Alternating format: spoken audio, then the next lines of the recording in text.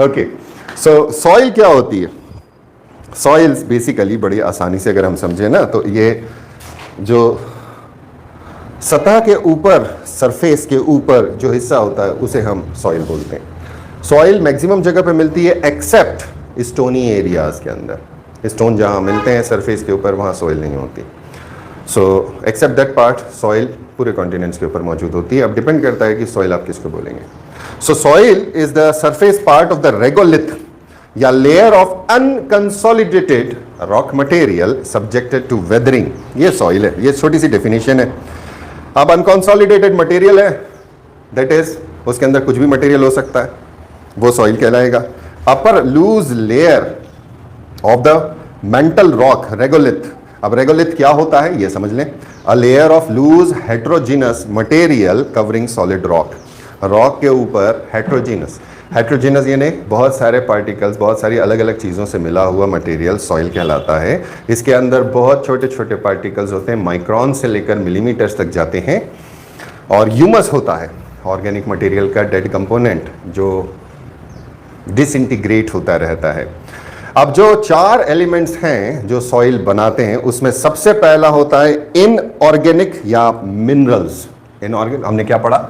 सारे रॉक्स जो हैं वो क्या है गुरु? शाबाश। अब यही रॉक से क्या बन रहा है घिसने के बाद? सॉइल। तो इसके अंदर ये 90% हो गए, ये इनऑर्गेनिक कंपोनेंट है। सिंपल, बहुत आसान है, सबसे आसान पार्ट है। इसके साथ में इसके अंदर ऑर्गेनिक डेड मैटर रहता है जो डिसइंटीग्रेट होता है। सो ऑर्गेनिक पार्ट होता है जिसे हम नाम देंगे ह्यूमस। ह्यूमस क्या है? 3 number. So organic matter is humus, ये बचे हुए 10% के अंदर आएगा। साथ ही साथ में मिट्टी के अंदर वाटर होगा और एयर होगी। हमको लगता है कि एयर कहां से आ गई मिट्टी में? क्यों भाई किसान साहब? अगर मिट्टी में हवा नहीं होगी ना तो पौधा नहीं पनपेगा, पौधा सड़ जाएगा।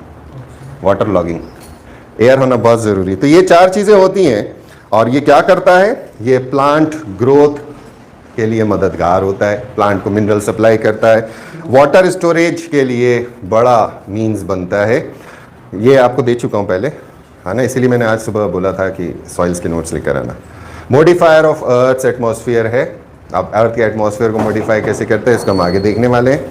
Habitat for all organism, soil के ऊपर ही तो रहते हैं हम, कुछ चीज़ें सॉइल के अंदर भी रहती हैं। सो ये हैबिटेट है। अब सॉइल को जब पढ़ना है तो कुछ चीज़ें पहले समझ लें कि किस तरह से हम पढ़ाई करना चाहते हैं। सबसे पहली चीज़, हमें मिट्टी का स्ट्रक्चर देखना है। स्ट्रक्चर का मतलब है इसका लेआउट कैसा होता है। और जो लेआउट वाला पार्ट होता है, जो स्ट्रक्चर हम पढ़ा करते हैं यूनिट 10 के अंदर, कि एक तो चेयरमैन होगा, 25 तो वाइस चेयरमैन होंगे, 5525 मेंबर्स होंगे। तो स्ट्रक्चर का मतलब होता है कि क्या ऑर्डर होता है फ्रॉम टॉप टू बॉटम। एक तो ये चीज हो जाएगी हमारी, इसको हमें पढ़ना है कि किस तरह से हम इसको देखेंगे। तो इसका नाम जो दिया जाता है इसको कहते हैं प्रोफाइल। प्रोफाइल, पहली चीज जो हमें पढ़ना पड़ेगी वो होगी प्रोफाइल। मिट्टी के अलग अलग लेयर्स, पत्थर तक। मिट्टी की प्रोफाइल के बाद में हम इसका स्ट्रक्चर का काम करेंगे। तो स्ट्रक्चर अलग अलग से हो सकता है। इसी के अंदर हमको प्रोफाइल में कुछ चीजें देखनी पड़ेंगी। प्रोफाइल बटी होती है होराइजन्स में,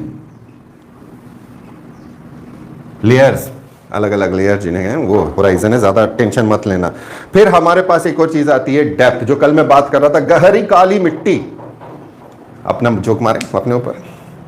शादाब अहमद सिद्दीकी की किताब, हिंदी में, इंग्लिश में किताब नहीं, उससे पढ़ रहे हैं, सॉइल्स पढ़ रहे हैं एमपी की। वहां लिखा हुआ है गहरी काली मिट्टी, हमने लिख लिया डार्क ब्लैक सॉइल।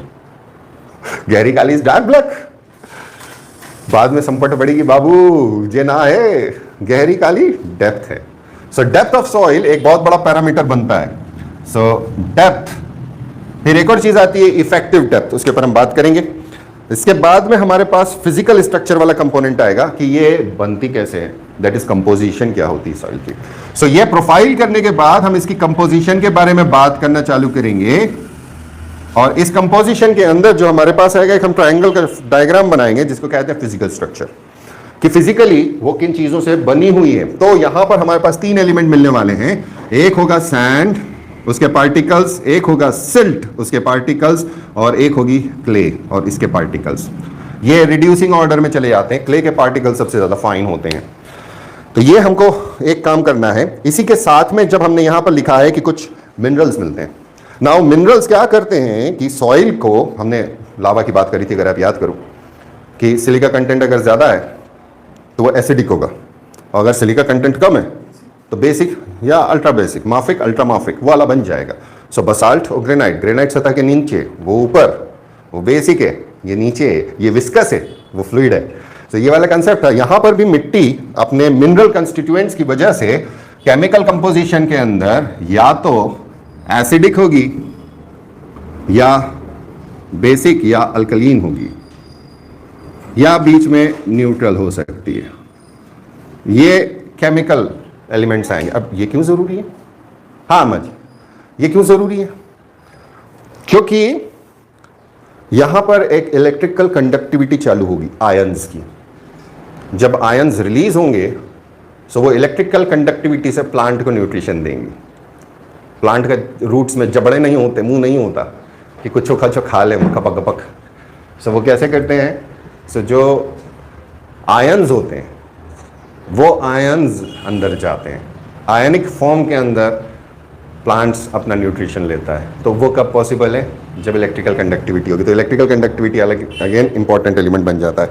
इसके बाद में फिर हमारे पास कुछ चीज़ें आएंगी, जैसे इसके बारे में हम बाद में बात करेंगे कि टेक्सचर क्या होता है। फिर स्ट्रक्चर जो बनता है ये किस तरह के शेप्स देता है, तो हम उसके ऊपर भी बात करेंगे। प्रोफाइल आ गई, होराइजन हो गया। अब हमारे पास आते हैं अपीयरेंस। अब ये अलग अलग तरीके के अपीयरेंस होंगे मिट्टी के। मिट्टी लूज हो सकती है, मिट्टी का स्ट्रक्चर ऊपर से दिख सकता है कि प्लेट्स के अंदर है या फ्लेक्स के अंदर है या पार्टिकल्स हैं। ये चीजें हमें देखना पड़ेगी अलग अलग। इसके बाद में हमारे पास एक और एलिमेंट आएगा जो अलग अलग चीजों में होता है, कलर, रंग। रंग बेसिकली एक प्रॉपर्टी नहीं है लेकिन फिर भी बहुत कुछ डिनोट करती है। सो हम एक ट्रायंगल यहां पर भी बनाएंगे, एक ट्रायंगल हमारा यहां पर बनेगा सॉइल का, एक ट्रायंगल जब यहां आएगा तो ये कलर डिनोट करेगा। सो जनरली हम लोग इसके अंदर रेड, ब्लैक और व्हाइट 3 कलर्स को लेते हैं और बाकी सारी मिट्टियां इसके अंदर समा देते हैं। सो अगर हम ब्लैक ले लें, व्हाइट ले लें, रेड ले लें, तो ये आयरन कंटेंट वाला काम है। व्हाइट के अंदर आयरन कंटेंट नहीं होता, ये वाला एलिमेंट है। फिर इसी के अंदर हमारे पास फर्टिलिटी वाला पार्ट आएगा। उसके बाद फिर हम अगली चीज पे जाएंगे कि मिट्टी बनती कैसे है, तो वो मोस्ट प्रोबेबली आगे वाली क्लासेस के अंदर आएगा। सो हमको ये देखना है कि फॉर्मेशन प्रोसेस क्या है और इसके कौन कौन से फैक्टर्स होते हैं जो मिट्टी को बनाते हैं। मिट्टी पर इतनी गहराई क्यों जरूरी है? आप क्वेश्चंस उठा के देखिएगा, आपको रेगुलरली मिट्टी पर क्वेश्चन मिलेंगे। सो बाबा फरीद के हिसाब से जो मिट्टी है, मिट्टी कुछ नहीं है, लेकिन हमारे एग्जाम के अंदर मिट्टी बहुत कुछ है। सो ये एलिमेंट्स हमको काम करने रहेंगे। उसके बाद में फिर हम लोग प्रोसेसेस के बारे में बात करेंगे कि मिट्टी कैसे बनती है। उसके बाद प्रॉपर्टीज देखेंगे, तो फिजिकल प्रॉपर्टीज, केमिकल प्रॉपर्टीज और बायोलॉजिकल प्रॉपर्टीज, ये हमको देखना है। और उसके बाद फिर हम दुनिया की मिट्टियों के बारे में पढ़ेंगे। So there are 12 orders of soils जो हमें पढ़ना है। 12 ऑर्डर्स हैं। अब ये ऑर्डर्स को हम अलग अलग तरीकों से बांटते हैं। फिर हमें टाइप्स ऑफ सॉइल्स पढ़ना है, तो उसके अंदर जोनल आएगा, जोनल, इंट्राजोनल, जोनल सॉइल्स। और फिर हम पढ़ेंगे एमपी की सॉइल्स कौन सी हैं, वो आप आराम से कर लोगे। इंडिया की सॉइल्स कौन सी हैं, वो आप आराम से कर लोगे। बेसिक कंसेप्ट आपको पता चल जाएगा, आप फटाफट कर लोगे। यहाँ पे जो नाम यूज़ किए जाते हैं वो अक्सर पूछे जाते हैं 3 मार्कर्स में, 5 मार्कर्स में, मेंस में। और ऐसे नाम होते हैं जो हमारे सुनने में नहीं आता, ultisol, andisol, vertisol. So these are our types of soils. Black soil is something different, red soil is something different. ये सॉइल्स हैं ही नहीं, ये तो रेगुलर है, मतलब रेगुलर है ये सब। सो ये कंसेप्ट रहेगा हमारा अप्रोच का। तो सबसे पहले हम ये देखेंगे कि सॉइल का प्रोफाइल क्या होता है, what is meant by profile of a soil. So profile की अगर हम बात